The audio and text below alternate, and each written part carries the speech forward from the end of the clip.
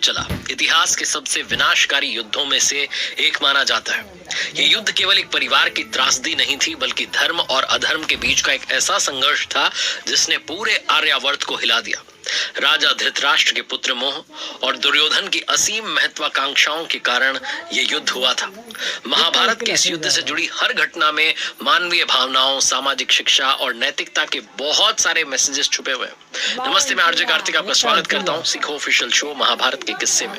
महाभारत का युद्ध शुरू होने से पहले राजा धृतराष्ट्र ने अपने मंत्री और भाई विदुर से इस युद्ध के संभावित परिणाम के बारे में पूछा था। विदुर अपनी दूरदृष्टि और नीति के लिए प्रसिद्ध थे। उन्होंने धृतराष्ट्र से कहा कि युद्ध सबसे विनाशकारी साबित होगा। इससे न केवल तुम्हारा वंश नष्ट होगा, बल्कि ये पूरे आर्यावर्त के लिए अकल्पनीय पीड़ा लेकर आएगा।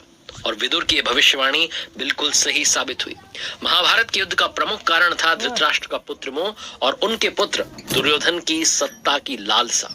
धृतराष्ट्र अपनी आंखें खो चुके थे, दृष्टि खो चुके थे आंखों की, लेकिन उनके अंदर पुत्र प्रेम इतना प्रबल था कि वो दुर्योधन के हर अन्याय को नजरअंदाज कर देते थे। दूसरी ओर पांडवों के जो बड़े भाई थे युधिष्ठिर, उन्हें धर्म का प्रतीक माना जाता था। दुर्योधन ने छल कपट से पांडवों का राज्य, उनके अधिकार को छीन लिया।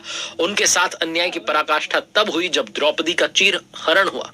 अंत में धर्म और अधर्म के संघर्ष का परिणाम महाभारत के युद्ध के रूप में सबके सामने आया। महाभारत का युद्ध जब समाप्त हुआ तो कुरुक्षेत्र में केवल और केवल शवों का अंबार लगा था। राजा धृतराष्ट्र और गांधारी के 100 पुत्र युद्ध में मारे गए। गांधारी, जो अपनी आंखों पर हमेशा पट्टी बांधकर पति के अंधत्व का अनुसरण करती थी, अपने पुत्रों का शव देखकर क्रोध और शोक से भर गई। महल के प्रांगण में सफेद वस्त्रों में लिपटे अपने 100 पुत्रों के शव देखकर वो फूट फूट कर रोने लगी। जब अपने पुत्रों की मृत्यु का विलाप कर रही थी, तभी भगवान वहां पहुंचे। भगवान श्री कृष्ण गांधारी का आदर करते थे, शोक प्रकट करने के लिए वहां आए थे, लेकिन गांधारी उन्हें देखकर के क्रोधित हो गई। उन्होंने कहा कि श्री कृष्ण, ये सब तुम्हारी वजह से हुआ है। तुमने इस युद्ध को रोका क्यों नहीं? तुम चाहते तो युद्ध टल सकता था। मेरे सारे पुत्र मारे गए हैं और इसका उत्तरदायी सिर्फ तुम हो। अपने दुख और क्रोध में गांधारी ने श्री कृष्ण को शाप दे दिया, जिस तरह से मेरे वंश का नाश हुआ है, उसी प्रकार तुम्हारा वंश भी आपस में लड़ते हुए नष्ट हो जाएगा, तुम्हारा द्वारका भी नष्ट हो जाएगा। श्री कृष्ण ने गांधारी की बातों को धैर्यपूर्वक सुना और अपने दोनों हाथ जोड़कर कहा, माता, यदि इस शाप से आपको शांति मिलती है तो ऐसा ही होगा। ये विधि का विधान है। महाभारत का युद्ध समाप्त होने के 36 वर्षों बाद गांधारी के शाप का प्रभाव प्रकट होना शुरू हो गया। द्वारका में अपशकुन बढ़ने लगे, यदुवंशियों के बीच में फूट पड़ गई, छोटे छोटे विवाद गृह युद्ध का रूप लेने लगे।